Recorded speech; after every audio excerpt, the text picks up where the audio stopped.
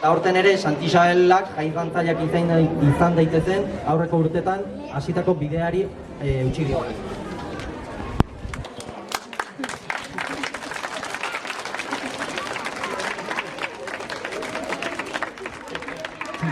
Txutxu trenaren bideia batzuk eguneko zentroko da eguneko arretako erabileentzat gordeta egongo dira. Adinekoen gustukoak izaten diren ekitaldientzat haientzat egokiak diren ordutegietan jartzeko saiakera egin da, ez bertso saioan.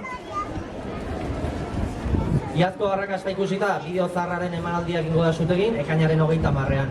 Aurten bi txanda izango dira, bat 5etan eta bestea 7etan.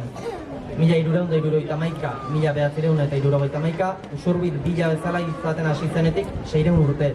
Eta Usurbilgo 1981ko sagardoguna ikusentzunezkoak emango dira.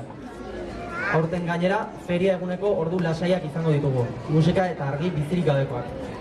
Uztailaren 3an 7tatik 8:30 eta uztailaren 5ean 12tatik orduitara. Zenbait eskaera jaso izan dira eta zenbait herritan ere egin dela ikusita, Usurbilen ere ordu lasaiak izan erabaki da.